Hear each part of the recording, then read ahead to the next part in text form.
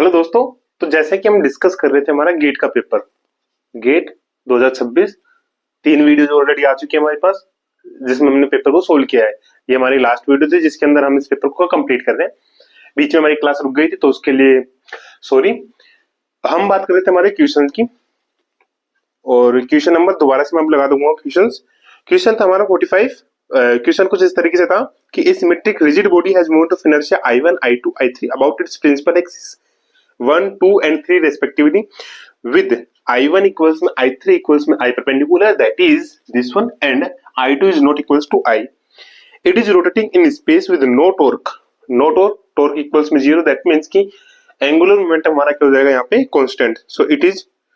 So that its angular momentum L vector is constant. Let omega 1, omega 2, omega 3 be the components of its angular velocity along the principal axis 1, 2 and 3 respectively. Which of the following quantities are constant during the motion of this rigid body?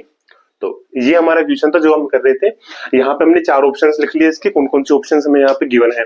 Option first, second, third and fourth. ठीक है। Torque हमें दे रखा है 0 है, L यहाँ से आ गया कांस्टेंट। ये चीजें हमें दे रखी थी। ये वाला केस हमारा था सिमेट्रिक बॉडी, रिजिड बॉडी वाला केस हमारा होता है जब हम बात करते हैं रिजिड बॉडी के अंदर। एंगुलर मोमेंटम हमारा क्या होता है? एल इक्वल्स में आई ओमेगा, हम सब जानते हैं। सो यहाँ से हमारे पास L1 आ जाएगा I1 ओमेगा 1, L2 आ जाएगा I2 ओमेगा 2 और L3 आ जाएगा I3 ओमेगा 3। ठीक है। देन उसके बाद फॉर द रिजिड बॉडी के केस के अंदर 3 इक्वेशंस आती है जब हम रिजिड बॉडी की बात करेंगे। जब हम रिजिड बॉडी वाला जो टॉपिक हमने कंसीडर किया था उस टॉपिक के अंदर हमने देखी थी I1 ओमेगा 1 डॉट इक्वल्स में होता है। देखो सिंपल से याद रखना नहीं है। I1 दे रखा है, I2 से शुरू कर देना है, I2 minus I3, I3 minus I1, I1 minus I2, और यहाँ पे जो टर्म्स यहाँ पे लेते हैं उन्हीं के एंगुलर वेलोसिटी यहाँ पे आ जाएगी। तो omega 2 omega 3 omega 3 omega 1 omega 1 omega 2, है ना। इतना कर लिया था। उसके बाद हमने इक्वेशन नंबर 2 से ये कर रहे थे I2 ओमेगा 2, क्योंकि यहाँ पे I3 और I1 क्या है? इक्वल है। तो इक्वल है तो ये वाला टर्म क्या हो जाएगा? LHS। RHS यहाँ पे 0 हो जाएगा। सो ओनली LHS बराबर 0, तो ओमेगा 2 बराबर 0। सो ओमेगा 2 आ जाएगा हमारा कांस्टेंट। फिर वही L2 से हमारा I2 ओमेगा 2 क्या आ जाएगा? कांस्टेंट। तो cos थीटा। सो दो टर्म्स, एक ये वाली हमारी क्या आ गई थी? कांस्टेंट आ गई थी। MS की क्वेश्चन था ये वाला। अब हम बात करते हैं इन दोनों का जो कि हम बात कर रहे थे। हम क्या कर सकते हैं? यहाँ पे I1 और I3 को एड अप कर देते हैं, और ऐड करने पर इधर जो आएगा I3 और I1 इक्वल है तो ये हो जाएगा I, और ये बनेगा हमारा I1 डॉट प्लस में I3 डॉट इक्वल्स में इधर वाला I2 तो अलग हो ही जाएगा। तो ये I2 वाला केस अलग ले लेते हैं। तो ये बनेगा हमारा ओमेगा 2 ओमेगा 3 माइनस यहां से ओमेगा 1 ओमेगा 2, और यहां से I3 और I1 कांस्टेंट है, कॉमन है, क्या आएगा? I plus. सो यहां से हो जाएगा ओमेगा 1 ओमेगा 2 और माइनस ओमेगा 2 ओमेगा 3। सो कांस्टेंट यहां से क्या आ रहा है? Omega 1 dot omega 2 dot omega 3 dot equals में यहां से तो हो जाएगा I2 डिवाइड्स में I, और ओमेगा 2 भी कॉमन आ जाएगा यहाँ पे। तो अंदर बचेगा ओमेगा 3 माइनस ओमेगा 1 प्लस यहां से आ जाएगा ओमेगा 2 कॉमन। तो ये बचेगा हमारे पास ओमेगा 1 माइनस ओमेगा 3। ठीक है। सो इसको हम एक और वे में क्या लिख सकते हैं? इसको लिख सकते हैं I2 डिवाइड्स में I omega 2 omega 3 minus omega 1 and minus omega 2 omega 3 minus omega 1। अब हमने ऐसा क्यों लिखा है? जस्ट बिकॉज देखो ये दोनों टर्म्स इक्वल है, ठीक है, ये बराबर है। अब ये वाली I2 इक्वल्स में I1। सो पहली चीज तो हमें पता चल गई कि RHS अगर 0 नहीं है तो ये वाली टर्म क्या होगी? कांस्टेंट नहीं होगी। बट इफ अगर क्वेश्चन के अंदर हमें ये और देता है कि I2 बराबर भी I है, अब पता चल रहा है ना इसकी मतलब, इस टर्म का मतलब। तो अगर ये बराबर होता तो उस केस के अंदर हमारा ओमेगा 1 प्लस ओमेगा 3 भी क्या होता? कांस्टेंट हो जाता। कब? जब हमारे पास ये वाली कंडीशन होती है यहाँ पे, तो उस केस के अंदर ओमेगा 1 प्लस ओमेगा 3 भी हमारा कांस्टेंट आता, बट अभी के लिए ऐसी कंडीशन नहीं है, सो दैट हमारा ये कांस्टेंट नहीं है। तीन चीजें। फोर्थ हो जाएगी omega 1 square plus omega 3 square. हमें दे रखा है इसने कि एंगुलर मोमेंटम हमारा कांस्टेंट है। वी ऑल नो कि जो टोटल एनर्जी होती है वो हमेशा कंजर्व्ड होती है। तो रोटेशनल वाला केस है, रिजिड बॉडी है, रोटेशनल केस है, तो यहाँ पे पोटेंशियल एनर्जी है नहीं, ओनली हमारे पास काइनेटिक एनर्जी है। काइनेटिक एनर्जी कौन सी है? काइनेटिक एनर्जी होती है half I omega square. So now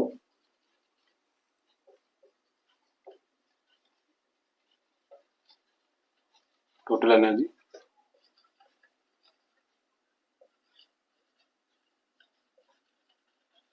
conservation. So total energy, kinetic energy है नहीं, सॉरी एनर्जी क्या जाएगी, half I one omega 1 square half I two omega 2 square half I three omega 3 square. और ये हमारे क्या दे रखा है, कांस्टेंट या कंजर्व्ड। ठीक है, I one I three equal है, तो ये हो जाएगा 1/2 I omega 1 square omega 3 square plus 1/2 I two omega 2 square equals में कांस्टेंट।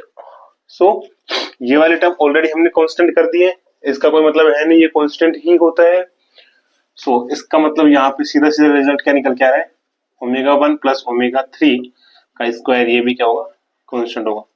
देखो आप इस क्वेश्चन को एक अलग वे में भी कर सकते हैं, जो जिस वे का अभी आपने यूज किया उस वे में भी आप इसको कर सकते हैं, बशर्त हमारा ऑप्शन और आंसर क्या आना चाहिए, सही आना चाहिए। बाकी कुछ नहीं करना है, किसी भी वे में सोल्व करो डजेंट मैटर, आंसर करेक्ट आना चाहिए, है ना। फाइनल हमें आंसर ही चाहिए होता है। तो ये हमारा क्वेश्चन है, क्वेश्चन नंबर फर्स्ट। एक क्वेश्चन हमारा था ये। नाउ अगले क्वेश्चन पे मूव करते हैं।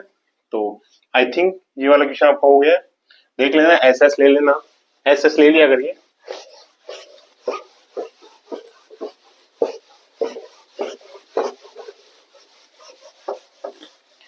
अगला क्वेश्चन, क्वेश्चन नंबर सेकंड आपकी स्क्रीन पे।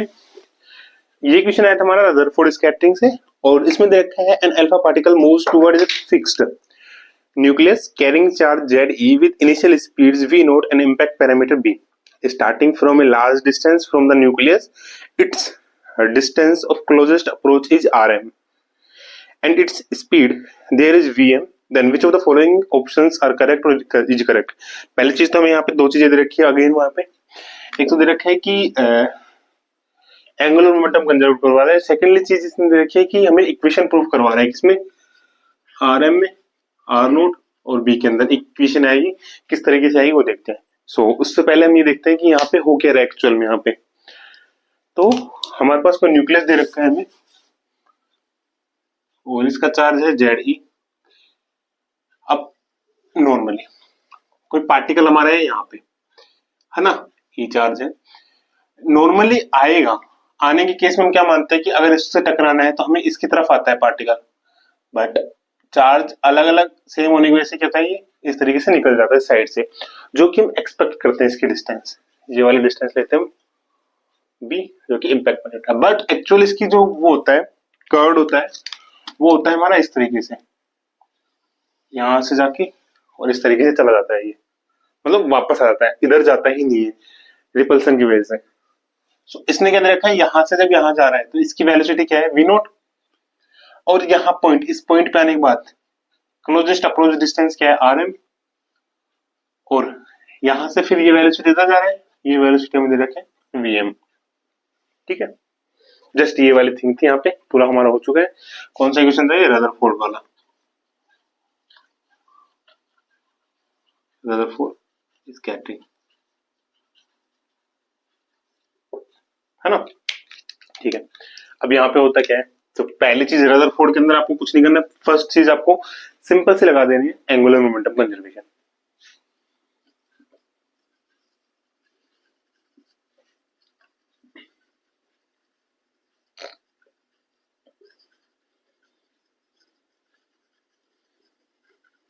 मान लो पार्टिकल का मास क्या है, m है, तो l इनिशियली क्या है यहाँ पे और l फाइनल, मतलब क्लोजेस्ट अप्रोच हम देखते हैं इक्वल होना चाहिए। सो यहाँ पे हमारे पास क्या है, ओनली एनर्जी कंजर्वेशन अगर हम लगाएंगे यहाँ पे एंगुलर मोमेंटम कंजर्वेशन, तो यहाँ पे अगर देखते हैं तो इसका क्या होगा, angular momentum m v note और परपेंडिकुलर डिस्टेंस, जिस पॉइंट पे जा रहे हैं उससे परपेंडिकुलर डिस्टेंस, तो परपेंडिकुलर डिस्टेंस क्या होगी, b बराबर m vm और परपेंडिकुलर डिस्टेंस rm। सो यहां से हमारे पास आ जाएगा v नोट b बराबर vm rm, जो कि हमें एक ऑप्शन में हमारे पास ये गिवन था, पहली चीज। सेकंड चीज, एंगुलर मोमेंटम कंजर्वेशन हो गया हमारा, है ना, एक हो गया। हमें निकालना है यहाँ पे रिलेशन निकालना है आर एम बी और आर नोट के अंदर। एक हमें यहाँ पे एक्सप्रेशन दे रखा था इस इक्वेशन के अंदर कि आर नोट इक्वल्स में के जेड ई स्क्वायर डिवाइड्स में एम वी नोट स्क्वायर, ये चीजें हमें वहां पे गिवन थी, क्वेश्चन के अंदर गिवन है। सो एक हो गया, कुछ नहीं आता ना, कंजर्वेशन का नियम लगा देते हैं, पहले ये लगा एंगुलर मोमेंटम कंजर्वेशन, अब लगा देते हैं एनर्जी कंजर्वेशन से। Now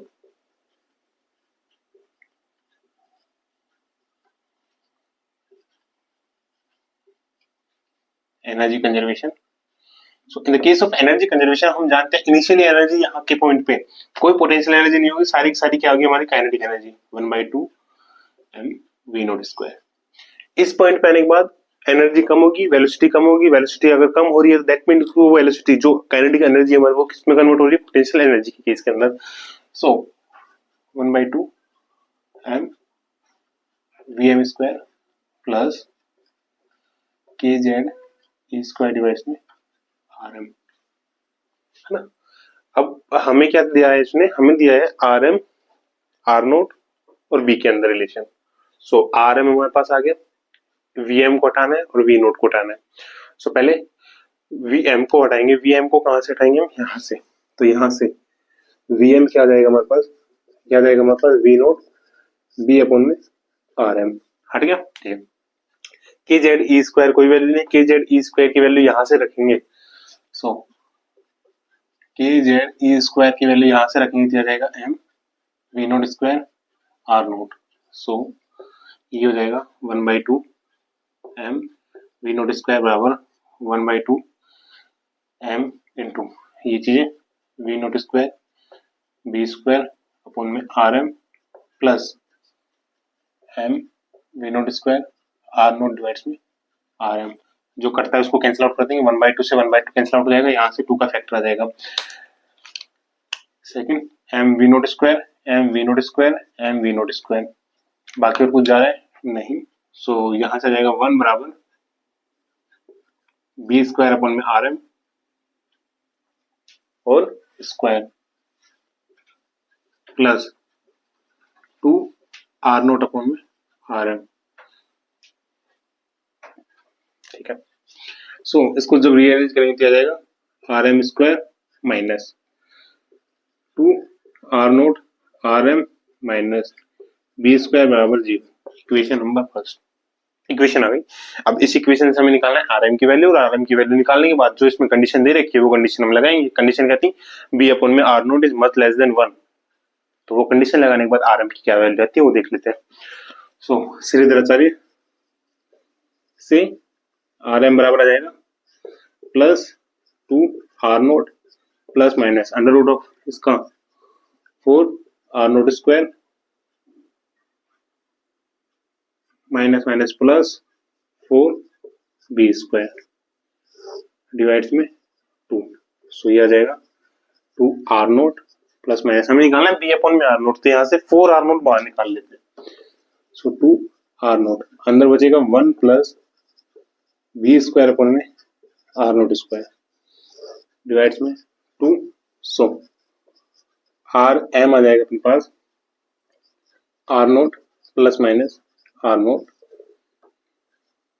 1 plus b square upon में आर नोट स्क्वायर की पावर 1/2।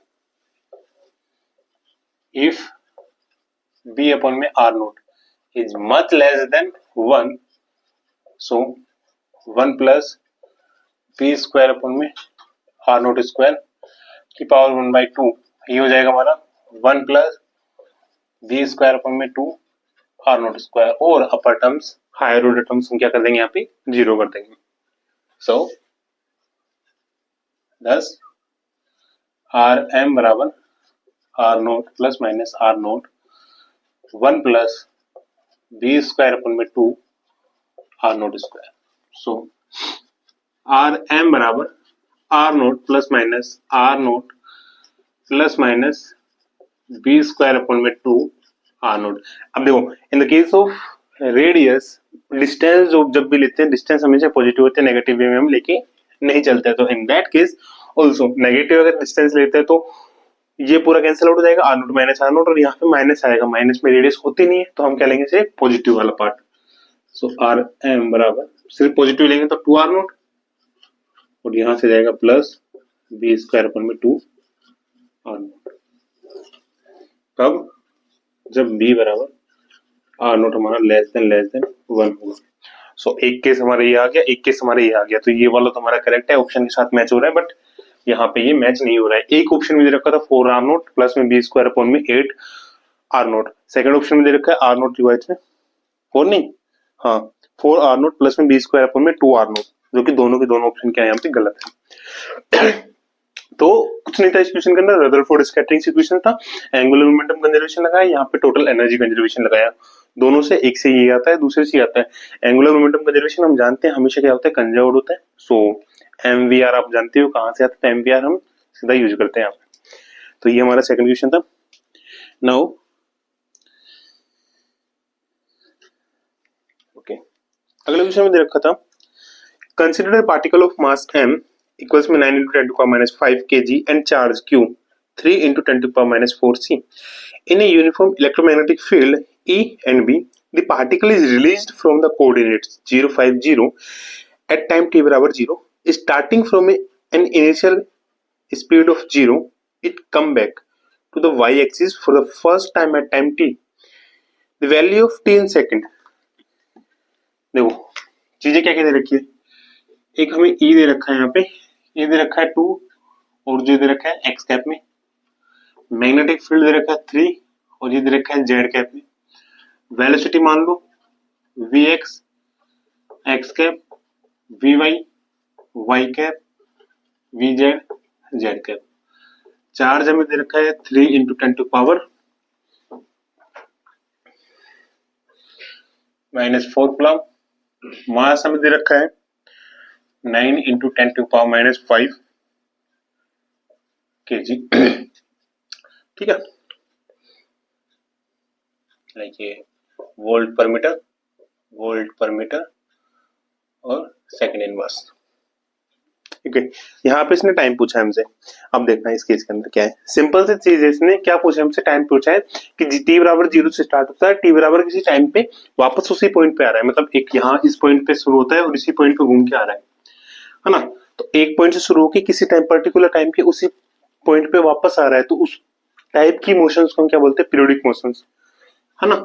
इस टाइप की मोशंस हमारे क्या होते हैं, पीरियोडिक मोशंस। और in the case of periodic motions we know time period क्या होता है। इस केस के अंदर जो टाइम पीरियड हमारा देते हैं वो देते हैं हम 2 पाई अपॉन में ओमेगा से। ठीक है, 2 पाई अपॉन ओमेगा से हमें निकालना है ओमेगा क्या होगा, यहाँ पे बेसिकली ओमेगा की वैल्यू निकालने की, ओमेगा की वैल्यू हमारे पास क्या होगी, है ना। ऑलराइट, सो ओमेगा की वैल्यू निकालने के लिए पहले हम देख लेते हैं यहाँ पे वेलोसिटी क्या होती है। सो वेलोसिटी के लिए हम क्या करते हैं, यहाँ पे वेलोसिटी निकालते हैं पहले तो, क्योंकि वेलोसिटी एंगुलर वेलोसिटी से ही सारा एंगुलर वेलोसिटी तो मतलब लीनियर वेलोसिटी हमें चाहिए होगी।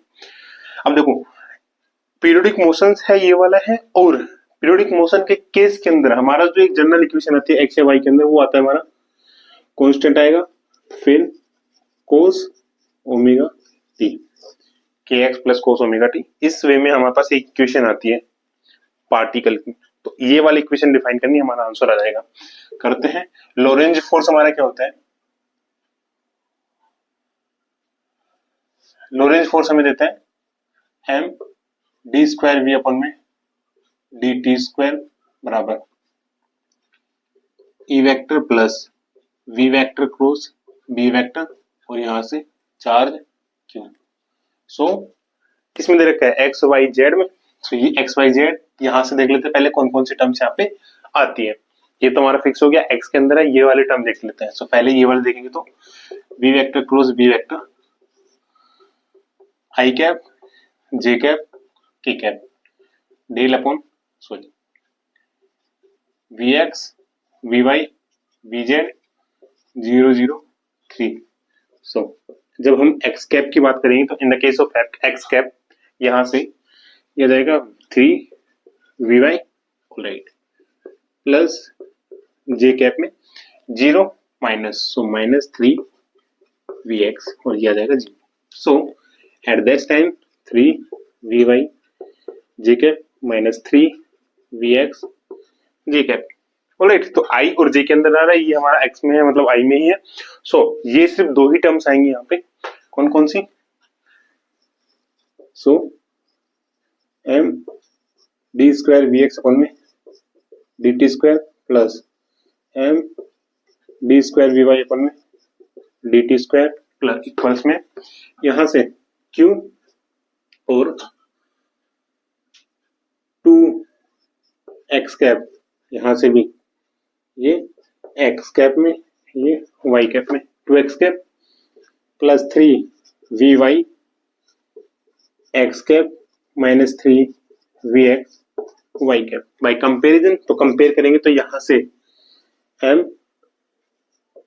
D square we x upon में डी टी स्क्वायर एक्स का कौन कौन से कोऑर्डिनेट्स यहाँ पे 2 क्यू और दूसरा एक्स कौन सा है ये वाला plus 3 q v y equation 1 और m D square v y divides में डी टी स्क्वायर इक्वल्स में यहां से कौन सा हो जाएगा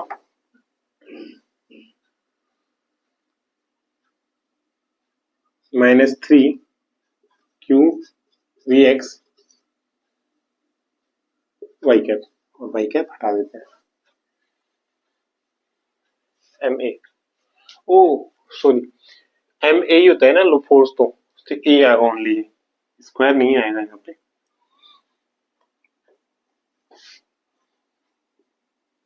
ठीक है, सॉरी दैट्स माय मिस्टेक। ये हो गया। अब देखना इसके अंदर भी y वाले टर्म आ रही है, x का होता है, इसके अंदर x वाली है y वाला है। तो जनरल इक्वेशन जब ये आता है और इसके अंदर हमारी जो इक्वेशन आती है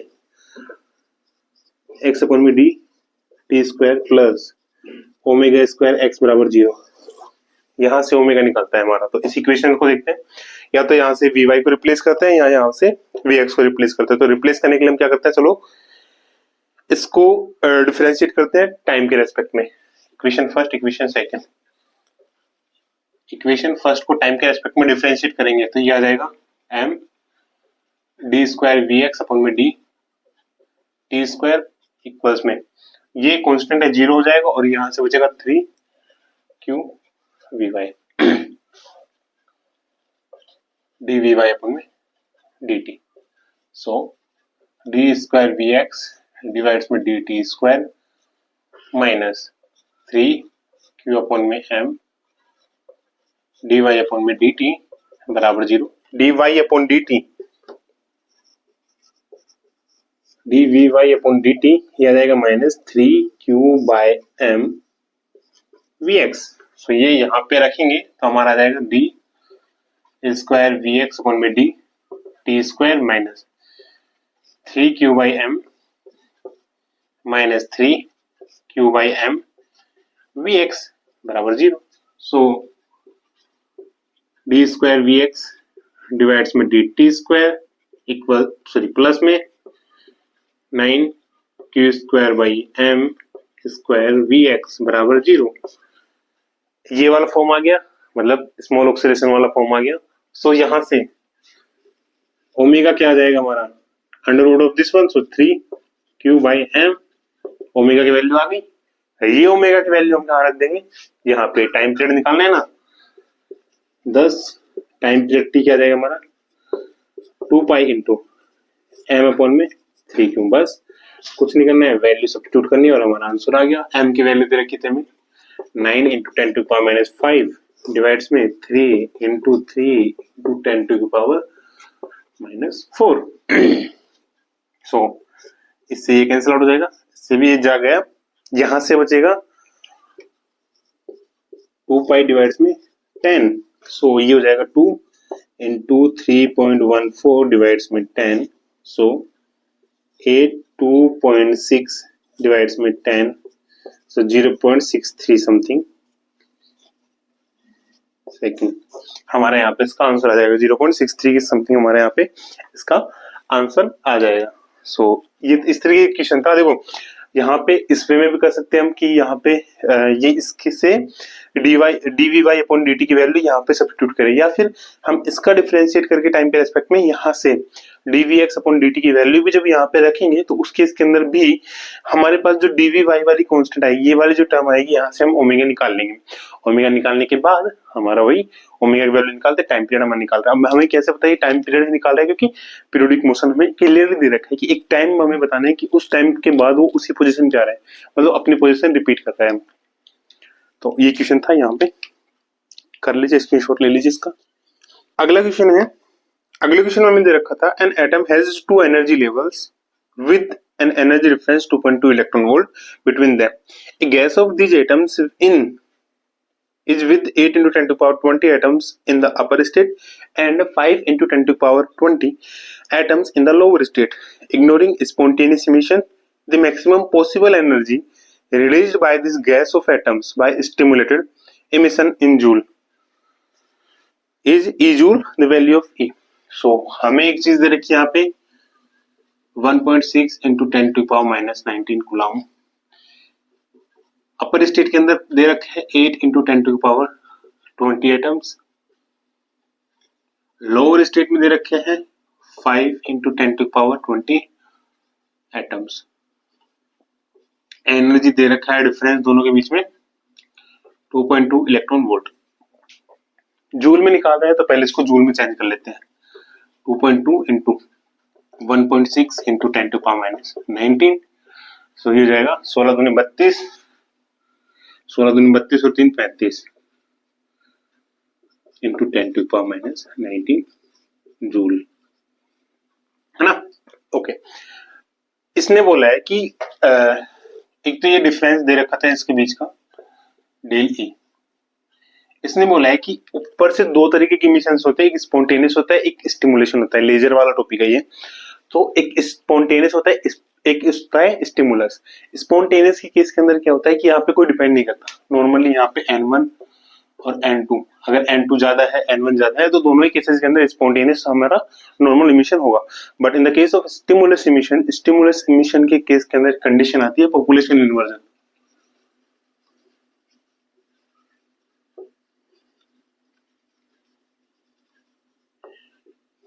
एक कंडीशन आती है पॉपुलेशन इन्वर्जन, और पॉपुलेशन इन्वर्जन बेसिकली कुछ नहीं होता, N2 इज ग्रेटर देन होना चाहिए N1। In general case N1 greater than होता है N2 से, but in the case of stimulus emission, जब भी हमें स्टिमुलस इमिशन करना होगा तो हमें N2 को ग्रेटर देन बनाना होता है N1 से। तो ये वाला केस क्रिएट करेंगे। अब देखना, अभी के लिए हमें ज्यादा दे रखा है ये 8 और ये 5 है, मतलब ज्यादा है। बट ट्विस्ट कहाँ पे आता है कि यहाँ से अगर स्टिमुलस इमिशन होगा ना तो यहाँ से स्टिमुलस एब्जॉर्प्शन भी कंटिन्यू चलता रहता है, मतलब नीचे से ऊपर जा रहे हैं, ऊपर से नीचे आ रहे हैं। तो हमें क्या लेना है, एक एवरेज लेना है कि नीचे से ऊपर जा रहे हैं और ऊपर से नीचे आते वक्त एक बीच का कोई एवरेज पॉइंट होगा जहाँ पे दोनों के दोनों बराबर होंगे। और जैसे ही दोनों बराबर होते हैं, मतलब N1 बराबर N2 होते हैं, वहीं पे हमारा स्टिमुलस इमिशन रुक जाएगा, फिर स्पॉन्टेनियस वाला काम करेगा। तो उस केस तक जितने एटम्स हमारे पास आ जाएंगे, नंबर ऑफ एटम्स, क्योंकि ये पर एटम एनर्जी हमें दे रखी है, तो जितने हमारे पास नंबर ऑफ एटम्स आएंगे उन सभी को हम इससे मल्टीप्लाई कर देंगे, हमारे पास एनर्जी आ जाएगी। समझ में आ गया? Are you sure?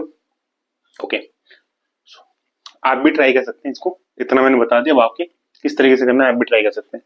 सो देखो, हमें निकालना है बेसिकली एवरेज। सो एवरेज क्या हो जाएगा, N1 प्लस N2 डिवाइड्स में 2। So 8 into 10 to power 20 plus 5 into 10 to power 20 divides में 2। So 13 into 10 to power 20 divides में 2। 6.5 इंटू 10⁻20 एटम्स। ये तो क्या है, एवरेज। अब स्टिमुलेशन मिशन के केस के अंदर कितने यूज हो रहे हैं, मतलब 8 से 6.5 तक आ रहे हैं, मतलब कितने एटम्स नीचे आए हैं, तो उसको कैसे निकालेंगे। सो एटम्स जो स्टिमुलस मिशन के अंदर आए वो आ जाएंगे हमारे पास n2 माइनस n बार। सो 8 into 10⁻20 minus 6.5 into 10⁻20 1.5 into 10⁻20 atoms. So energy जो जितनी रिलीज हुई है कितनी हुई है 1.5 इंटू 10⁻20 इंटू 3.52 इंटू 10⁻−19। 15 दूनी 30, 0, 15 एकम 15, 15 दूनी 30, 15 से 45, 15 चौक 60, 15 पर 75, 75 और 3 78, 78, 8, 15 थी 45 और 78, 45 और 7, 50 और 2 52, सो 1 2 3 इंटू 10, सो ये आ जाएगा 52.8 जूल्स। इतनी एनर्जी हमारे पास रिलीज होगी स्टिमुलस, ओनली स्टिमुलस इमिशन के केस के अंदर। स्पॉन्टेनियस वाला पूछा नहीं है इसने, ना इसने एब्जॉर्प्शन वाला। अगर पूछे कि एब्जॉर्प्शन के केस के अंदर कितनी एनर्जी एब्जॉर्ब कर रहा है ये तो उस केस के अंदर हम क्या कर देंगे कि यहाँ पे पहले देखेंगे कितने एटम्स यहाँ पे थे और कितने एटम्स,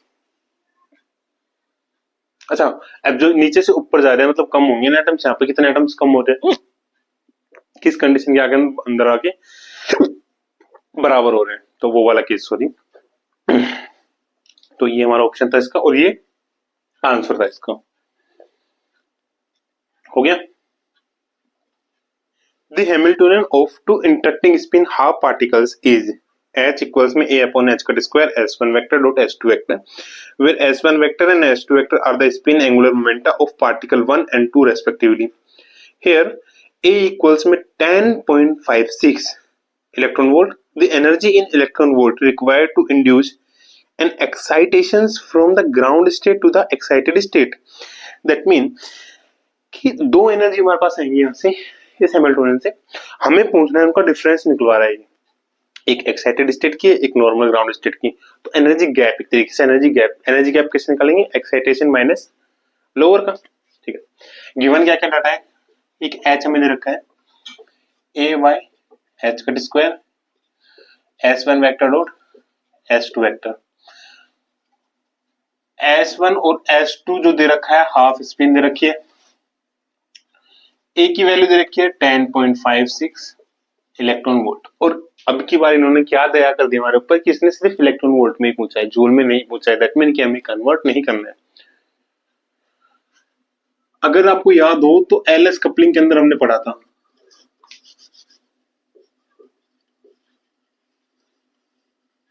जब एलएस कपलिंग वाली क्लास ली थी हमने एएमपी में। अगर आपने नहीं देखे तो टेलीग्राम पे, सॉरी यूट्यूब पे हमारे पड़ी हुई है प्लेलिस्ट उसकी एएमपी की, वहां पे मिल जाएगा।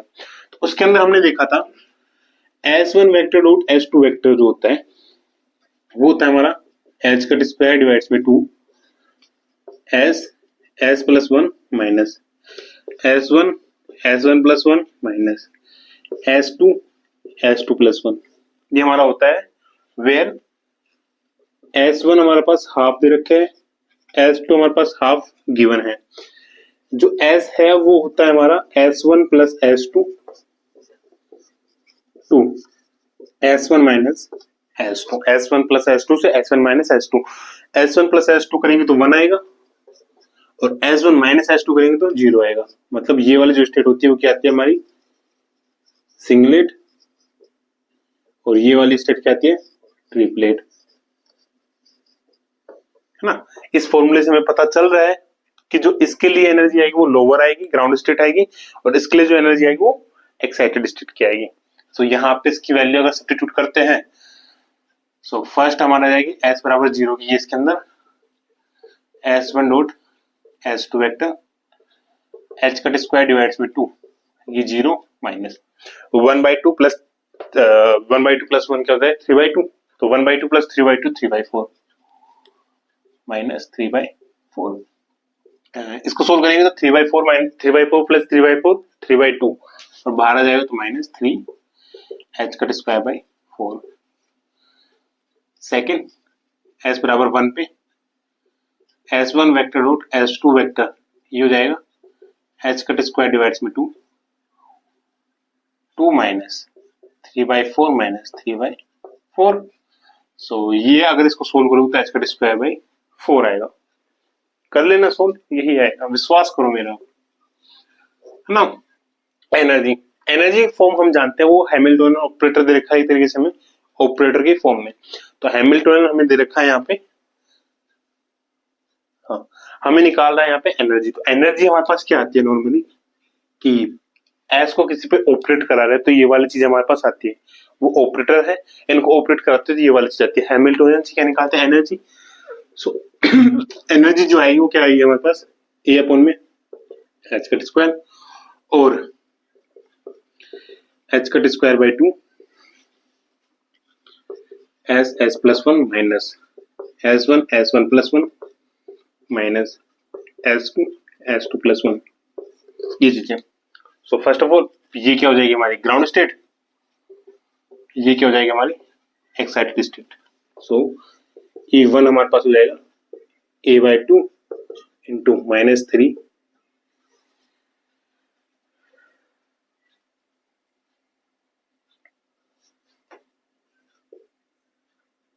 A/h cut square into -3 h cut square by 4। So -3A/4। E2 आ जाएगा A/h cut square into h cut square by 4। So A/4। हमें पूछा यहाँ पे एनर्जी डिफरेंस। सो E क्या जाएगा excited to my ground. So A/4 minus -3 A/4, that mean कि 4A/4 तो हमारे पास A आ गया। A क्या था हमारे पास 10.56 electron volt. That's the answer of this question और दिस प्रॉब्लम। एकदम इजी था, ये याद रखना है आपको, इंपोर्टेंट होता है, ये इंपोर्टेंट कॉन्सेप्ट है फॉर गेट, हर एग्जाम के लिए। मतलब गेट के लिए अगर दे रहे गेट में, बार्क के लिए भी एग्जाम्पल है, आरपीएससी में आ रहा तो आरपीएससी में इंपोर्टेंट है, सीएसआईआर नेट के अंदर तो यहाँ से क्वेश्चन पक्का आता ही है। एक क्वेश्चन सी पार्ट में आता है, वो भी हर बार आता है। तो इस टॉपिक को तो बिल्कुल भी अवॉइड या छोड़ के नहीं जाना है, हमें हर किसी भी हाल में करना ही है। तो ये हमारा क्वेश्चन था, देख लीजिए, कोई डाउट हो कमेंट्स में बता देना। अगला क्वेश्चन आया था हमारा क्वेश्चन नंबर 50।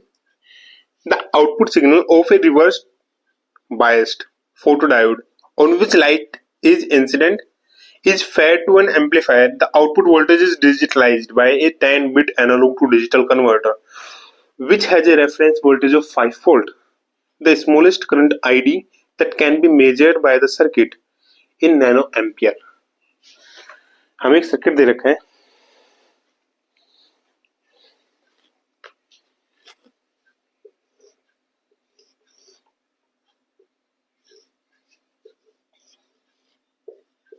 एडीसी, यहाँ पे भी रेफरेंस वोल्टेज जो दे रखी है 5 V output, plus minus, minus वाला पॉइंट हमारा ग्राउंड है। यहाँ पे मैं करंट पूछा आईडी,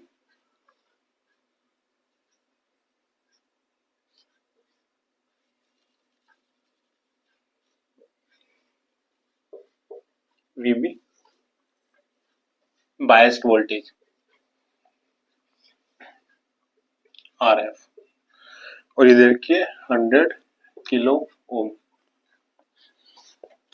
रेफरेंस वोल्टेज दे रखी है, 10 बिट हमें दे रखा है system. So first of all तो हमें स्मॉलेस्ट करंट निकालने के लिए स्मॉलेस्ट वोल्टेज, क्योंकि सबसे कम करंट कहां से आती है, वोल्टेज से। सो स्मॉलेस्ट वोल्टेज क्या होगा एडी कन्वर्टर के अंदर। तो दो लाइन के अंदर क्वेश्चन था, जब हम बात करते हैं एडी कन्वर्टर के अंदर तो स्मॉलेस्ट वोल्टेज ये होता है हमारा रेफरेंस वोल्टेज डिवाइड्स में 2 की पावर n, मतलब बिट कितना है तो 5 2 की पावर 10, जो कि लगभग होता है 5 इंटू 1024। ठीक है, वोल्टेज करंट निकालना है तो करंट क्या हो जाएगा ID smallest current, ohm's law. So V del v upon में आर 524 इंटू आर क्या दे रखा है हमें 1/100 इंटू 10⁻3। सो जब आई डी को अपन सोल्व करेंगे पूरा इसको, तो सोल्व करने पर हमारा फाइनल जो आंसर आ जाएगा इसके केस में, मैं आपको लिखवा देता हूँ। इसको आप सोल्व करना है आपको, ये वाली चीज है तो ठीक है। ये लगभग हमारा आ जाएगा 48.8 नैनो एम्पियर। इसको सोल्व कर लेना, इसका आंसर आपका ये वाला आ जाएगा 48.8।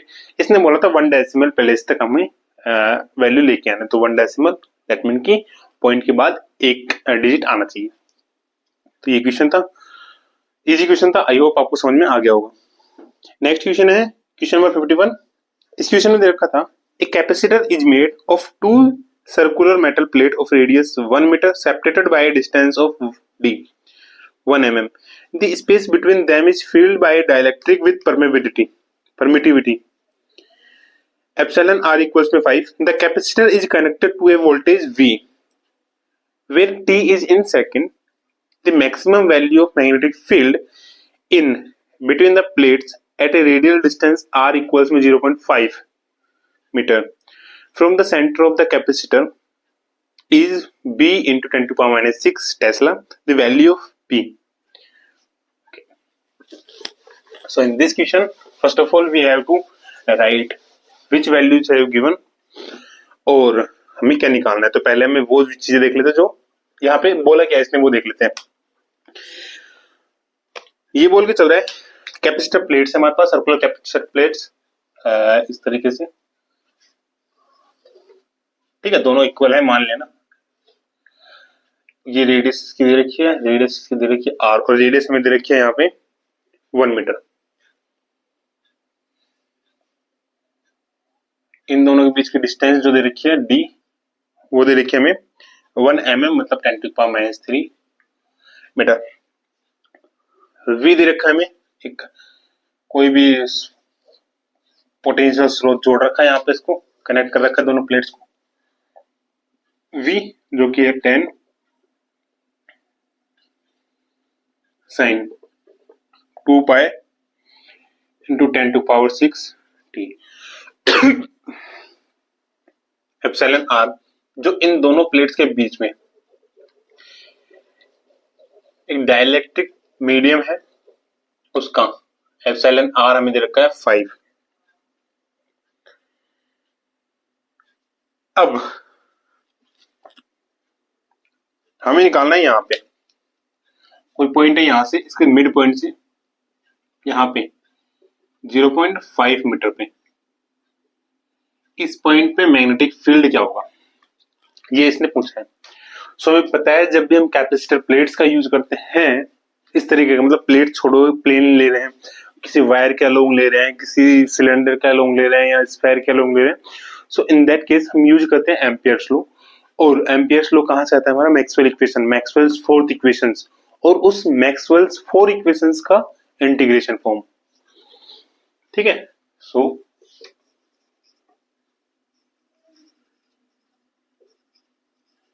Maxwell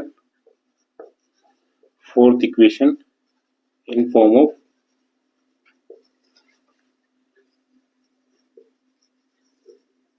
integral. So Maxwell's 4th equation हमारी क्या बोलती है, ये हमारी बोलती है B डॉट dl इक्वल्स में mu naught epsilon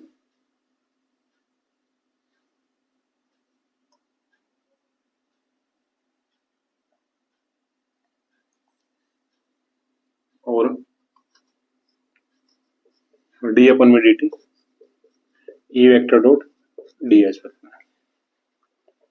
integration form होता है मैक्सवेल्स 4th इक्वेशन का, ये वाला, ठीक है, ठीक है।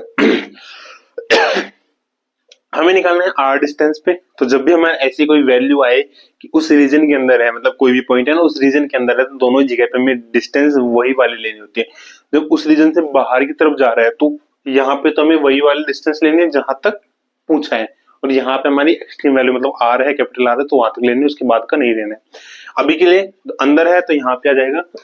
इस केस के अंदर सर्कुलर कोइल है, तो सर्कुलर कोइल के अंदर ये लेंथ क्या आती है 2πr, ठीक है। म्यू नोट एप्सिलॉन को हम लिख सकते हैं epsilon note epsilon R D upon d T. E dot area कितना हो जाएगा पाई आर स्क्वायर, सो बी आ जाएगा हमारा म्यू नोट एप्सिलॉन आर, पाई से पाई कैंसिल आउट हो जाएगा, आर से आर चला जाएगा, एक आर बचेगा, डिवाइड्स में 2 डी ई अपॉन में डी टी। इतना सा आ गया। म्यू नोट एप्सिलॉन नोट क्या होता है 1 अपॉन सी स्क्वायर, सो ये आ जाएगा एप्सिलॉन आर एप्सिलॉन अपॉन में 2 सी स्क्वायर डी ई अपॉन में डी टी। सिंस v बराबर होते हैं e d, हमें v दे रखा है तो e क्या हो जाएगा हमारे पास v अपॉन में d, दैट मीन कि 10 डिवाइड्स में d sine 2 pi into 10 to power 6 t। So b maximum जब निकालेंगे तो इसका मैक्सिमम मान क्या होता है 1 होता है, सॉरी बाद में लिखेंगे, बराबर एप्सिलॉन r इंटू 10 डिवाइड्स में 2 c स्क्वायर डी अपॉन में D t sine 2 pi cross 10 to power 6 t। So b vector जो अपना आएगा ये आ जाएगा अपने पास epsilon r into 10 into d sorry divides में 2 c स्क्वायर डी इंटू में इसका क्या हो जाएगा 2 pi into 10 to power 6 into cos 2 pi into 10 to power 6 c। इसने बोला है मैक्सिमम वैल्यू निकालनी b की मैक्सिमम वैल्यू के लिए, तो b की मैक्सिमम वैल्यू के केस के अंदर जो ये वाला मान होता है इसकी मैक्सिमम वैल्यू क्या होती है 1, तो ये 1 हो जाएगा पूरा, और यहाँ पे इनकी वैल्यू हम अगर सब्स्टिट्यूट करते हैं तो ये हो जाएगा 5 into 0.5 into 10 into 2 pi into 10 to power 6 2 9 10 to power 16 into D कितना दे रखा था 10 टू पावर -3। बस इसको सोल्व करना है और आपका यहाँ पे आंसर आ जाएगा, तो सोल्व करके देख लेना इसका आंसर क्या आता है, ठीक है। ये क्वेश्चन था हमारा क्वेश्चन नंबर 51, तो इसको सोल्व करना है और देखना है कि आंसर इसका क्या आएगा।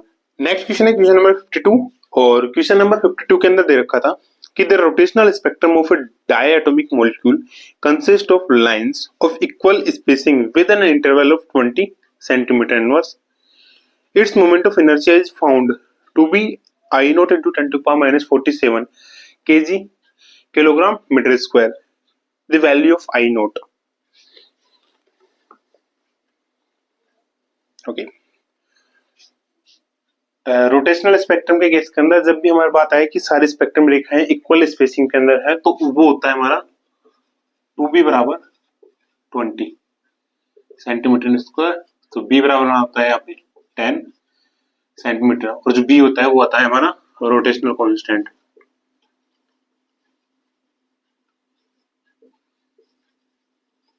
तो इस वाले क्वेश्चन के अंदर कुछ भी नहीं था, बस हमें b की वैल्यू पता होनी चाहिए, किस केस के अंदर सेंटीमीटर इनवर्स के अंदर। सो b की value in the case of centimetre inverse हमारी होती है h अपॉन में 8 पाई स्क्वायर c i बराबर 10 दे रखा था। सो हमें निकालना बेसिकली i है, तो हो जाएगा 8 पाई स्क्वायर c इंटू 10, बस वैल्यू रख दो 6.6 इंटू 10 टू पावर -34 डिवाइड्स में 8 pi square into 3 into 10 to power 8 into, अब ये वाला हमें किस में दे रखा है सेंटीमीटर इनवर्स के अंदर, हमें निकालना मीटर में चेंज करेंगे तो सेंटीमीटर इनवर्स को जब मीटर में चेंज करते हैं तो हमारा होता है 10 to power 2 metre. So 10 into 10 to power 2, अब ये क्या आ गया मीटर इनवर्स के अंदर। सो जब आप इस क्वेश्चन को सोल्व करके जाओगे, इस क्वेश्चन को जब सोल्व करेंगे तो इसका फाइनल आंसर हमारे पास आ जाएगा, और आप इसको सोल्व कर भी सकते हो खुद से भी। इसका आ जाएगा 2.8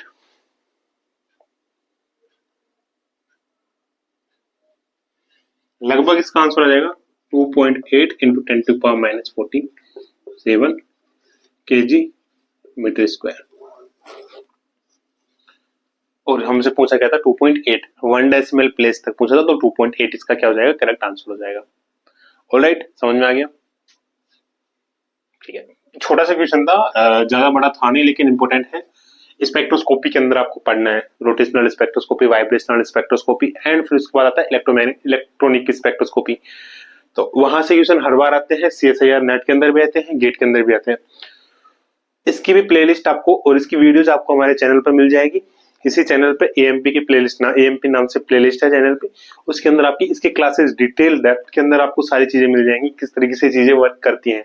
तो चैनल पर नए हैं तो चैनल को सब्सक्राइब करो और उस प्लेलिस्ट से आप वीडियोस चेकआउट कर सकते हैं, जिसका लिंक मैं आपको इसके वीडियो के डिस्क्रिप्शन में भी दे दूंगा, है ना। ओके, तो ये क्वेश्चन कर लीजिए। Question number 53, copper has an electron number density of 8.3 into 10⁻28 metre की पावर माइनस m की पावर -3 इट्स फर्मी एनर्जी। और फर्मी एनर्जी बेसिकली पूछा है इलेक्ट्रॉन वोल्ट के अंदर, और हमें जो एच कट दे रखा था वो हमें दे रखा था यहाँ पे जूल पर सेकंड के अंदर। सो करते हैं इस क्वेश्चन को सोल्व। अब यहाँ पे देखो, हमें दे रखा है यहाँ पे क्या चीजें दे रखी है, एक तो नंबर डेंसिटी n दे रखा है हमें 8.3 इंटू 10⁻28 मीटर क्यूब।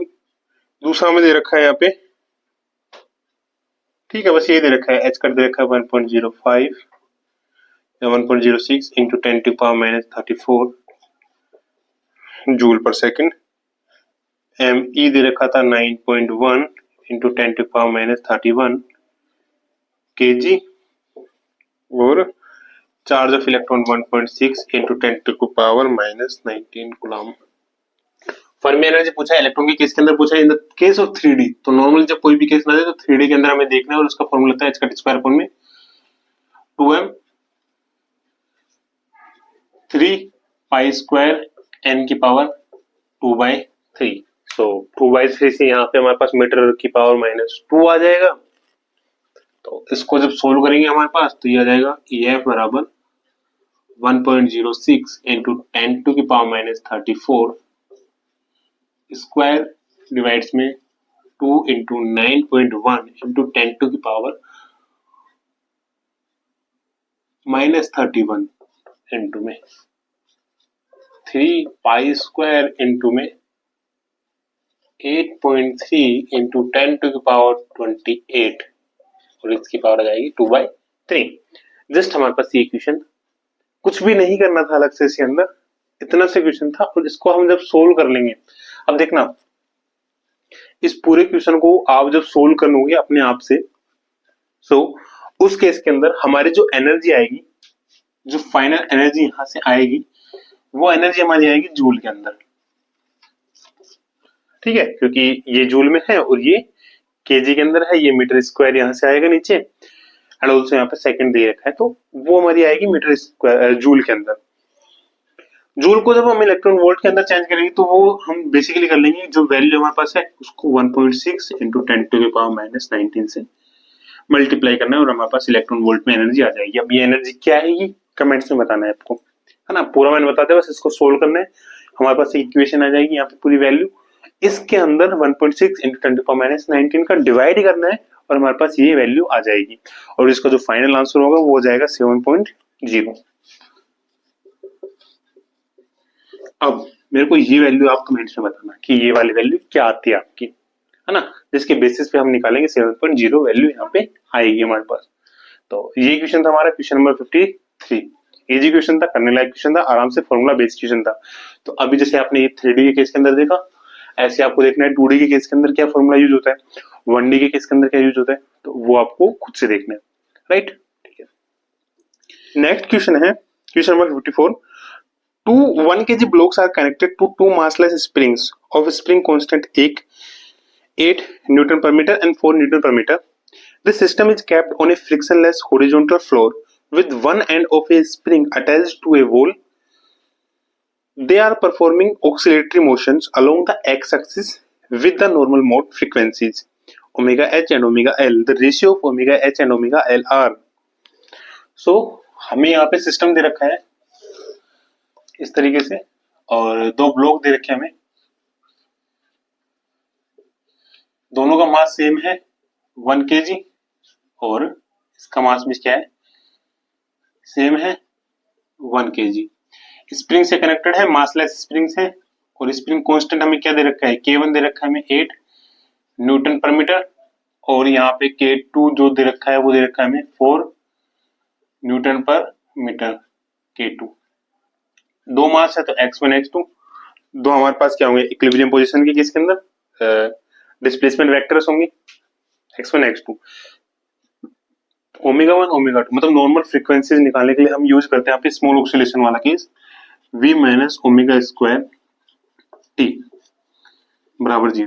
सो v पोटेंशियल एनर्जी, इसके लिए क्या होगी 1/2 स्प्रिंग के केस के अंदर k x1 square plus 1/2 K2 K1 K2। अब इस वाले केस के अंदर अगर एक एक्सटेंड होगी तो दूसरी कंप्रेस होगी, दूसरी कंप्रेस होगी तो दूसरी एक्सटेंड होगी तो पहली वाली कंप्रेस होगी, तो x1 माइनस x2 वैल्यू रख देंगे। सो 1/2 into 8 x1 square plus 1/2 into 4 x1 square x2 square x1 x2 और ये 2, ठीक है। 4 x1 square plus 2 x1 square 6 x1 square 2 x2 square 2 x2 square minus यहां से आ जाएगा 4 x1 x2। सो ये तो हमारे पास नॉर्मल इक्वेशन आ गई मैट्रिक्स फॉर्म में जब इसको लिखनी है।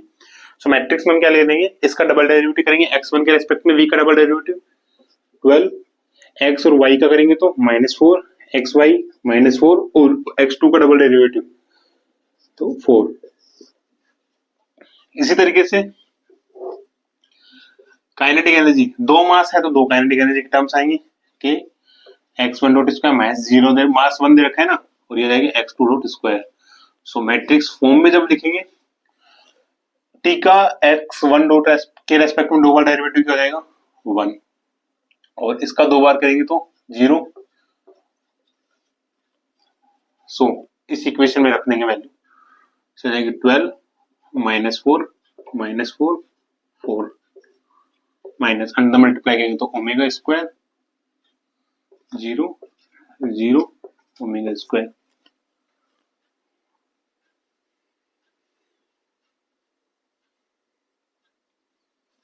है ना, ओके। सो यहाँ पे हमारे पास क्या आ जाएगी इसकी वैल्यू, ये आ जाएगी 12 minus omega square -4 -4 4 minus omega square बराबर 0। मैट्रिक्स को सोल्व करेंगे तो 12 minus omega square 4 minus omega square minus 16 बराबर 0। तो आ जाएगा 48 minus 16 omega square plus omega 4 minus 16 बराबर 0। So omega 4 minus 16 omega square and plus 32 बराबर 0। इसको सीधे आता है सेकेंड सोल्व करेंगे। सो ओमेगा स्क्वायर आ जाएगा हमारे पास 16 प्लस माइनस 16 का स्क्वायर क्या होता है 256 माइनस 32 चौक 128 डिवाइड्स में 2। So 16 plus minus under root of यहां से आ जाएगा 128 डिवाइड्स में 2, और 128 का जब आप करेंगे तो ये आता है 8 अंडर रूट ऑफ 2 डिवाइड्स में 2, तो ये आ जाएगा 8 plus minus 4 under root of 2। So omega L का स्क्वायर क्या जाएगा हमारे पास 8 माइनस 4 अंडर रूट ऑफ 2, और ओमेगा एच का स्क्वायर आ जाएगा हमारे पास 8 प्लस 4 अंडर रूट ऑफ 2। पूछा क्या है, सो ओमेगा एच डिवाइड्स में ओमेगा एल अपने पास आ जाएगा 8 प्लस 4 अंडर रूट ऑफ 2 का अंडर रूट और 8 माइनस 4 अंडर रूट ऑफ 2 का अंडर रूट। इसको सोल्व कर लो क्या तो हमारे पास इसकी वैल्यू आ जाएगी क्या इसकी वैल्यू आएगी इस वाले ओमेगा एच अपॉन में ओमेगा एल की वैल्यू। सो मैं ही बता देता हूं आपको, बस आपको सोल्व करना है। बट ये इसने बोला था हमें round off to 2 decimal place. So 2 decimal place के अंदर इसकी वैल्यू आएगी लगभग 2.41। डायमेंशन लेस आएगा जस्ट बिकॉज ओमेगा एल और ओमेगा एच दोनों की डायमेंशन सेम होती है, तो डायमेंशन सेम है तो कैंसिल आउट हो जाएगा, तो हमारे पास इसकी वैल्यू हो जाएगी 2.41 and the correct answer is 2.41। और अगर आपको विश्वास नहीं है तो आपको हमें आंसर बताना है 8 + 4 under root of 2 and 8 - 4 under root of 2 की क्या वैल्यू जाएगी वो कमेंट सेक्शन में बताना। और कमेंट सेक्शन में क्या लिख के बताओगे, आप लिख के बताओगे हमें क्वेश्चन 54, और क्वेश्चन 54 के अंदर ओमेगा एच की वैल्यू ये है, ओमेगा एल की वैल्यू ये है, या फिर बता सकते हो ओमेगा एच स्क्वायर की वैल्यू ये है, ओमेगा एल स्क्वायर की वैल्यू है, या फिर आप कर सकते हो हमें सब्सक्राइब, अभी तक आपने अगर सब्सक्राइब नहीं किया है बेल आइकन प्रेस कर लेना, टेलीग्राम ज्वाइन कर लेना, इंस्टाग्राम ज्वाइन कर लेना। और इस पेपर की लास्ट क्वेश्चन पे चलते हैं। सो लास्ट क्वेश्चन था हमारा क्वेश्चन नंबर 55।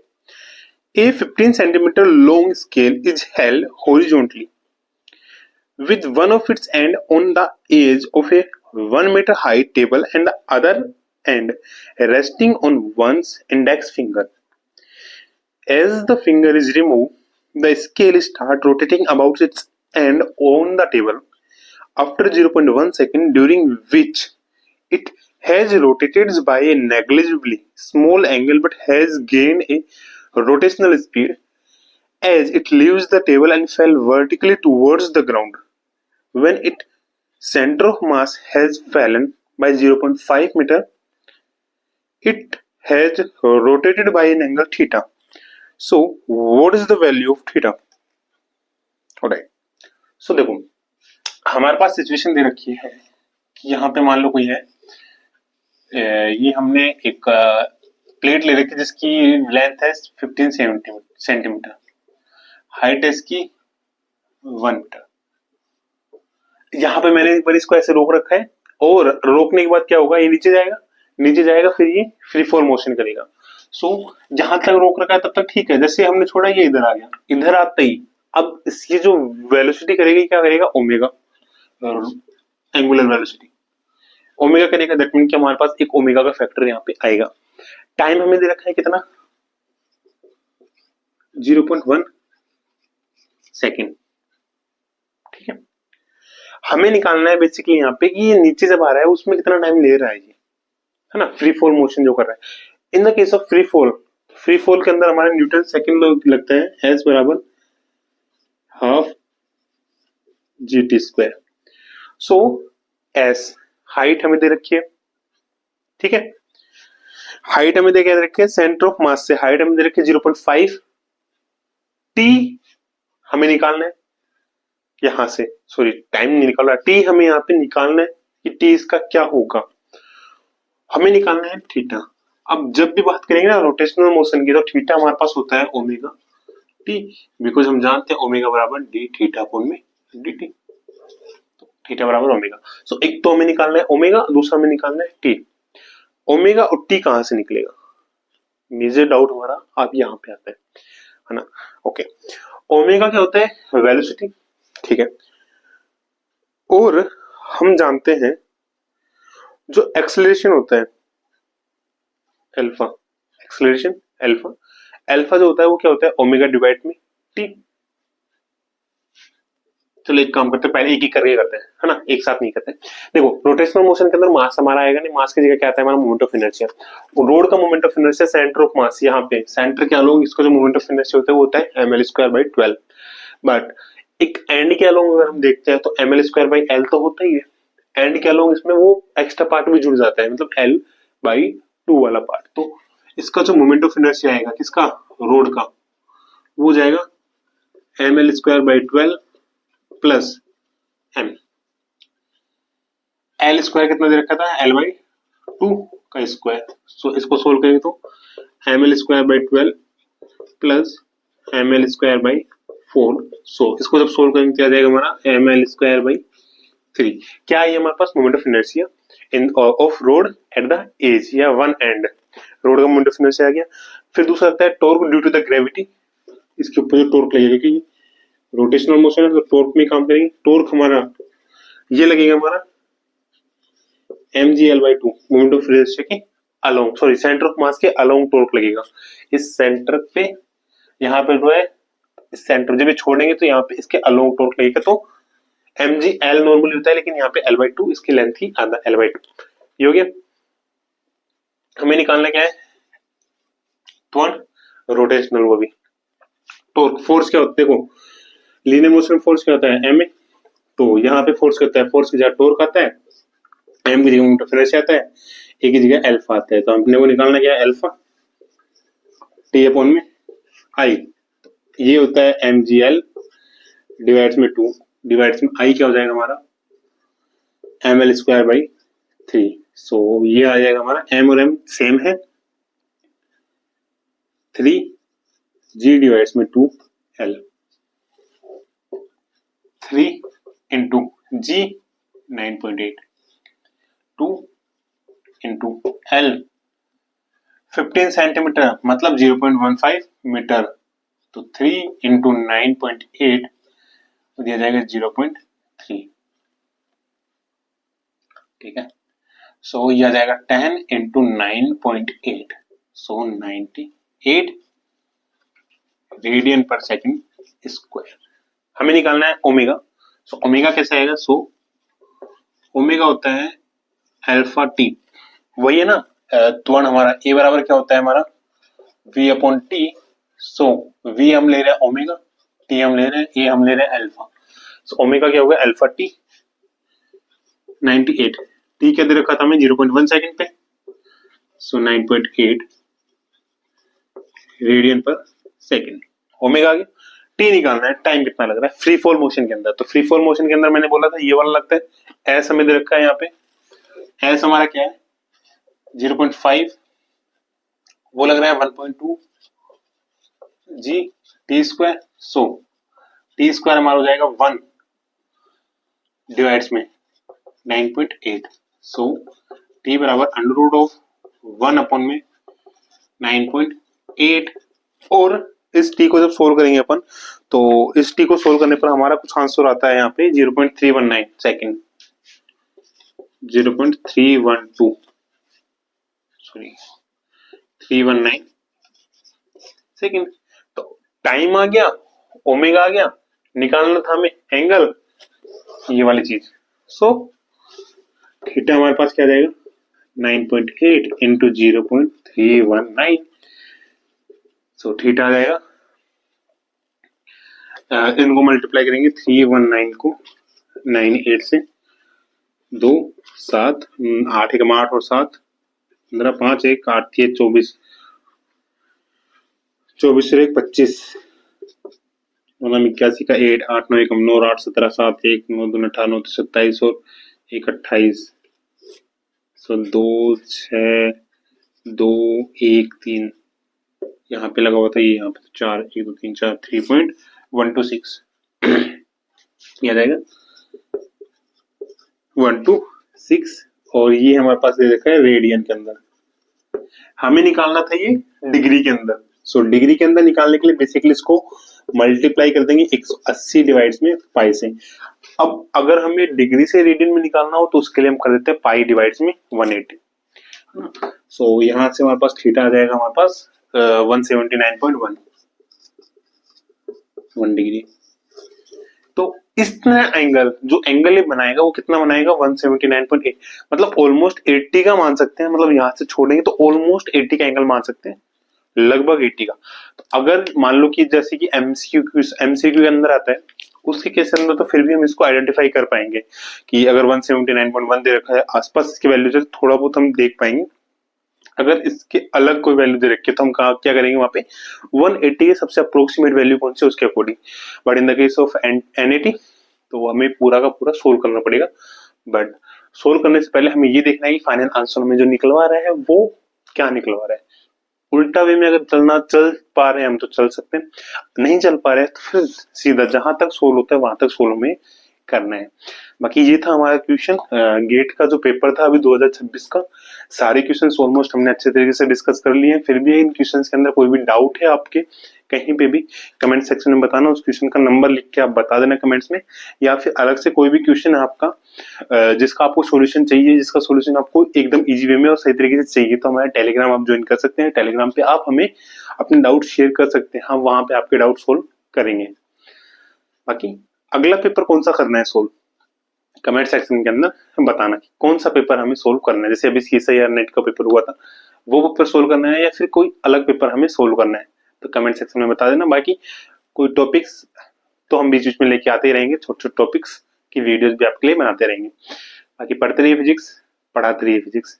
मिलते हैं अगली क्लास में एक नए पेपर या फिर एक नए टॉपिक के साथ। तब तक के लिए चैनल को सब्सक्राइब करना, बेल आइकन प्रेस करना, इंस्टाग्राम जोड़ना, लिंक टेलीग्राम पे आप हमें ज्वाइन कर सकते हैं, और कर सकते हैं नहीं, करना है आपको, जहाँ पे आपको इसकी पीडीएफ प्रोवाइड होंगी। मिलते हैं अगली क्लास में, तब तक के लिए ध्यान रखिए अपना और अपने अपनों का। जय हिंद।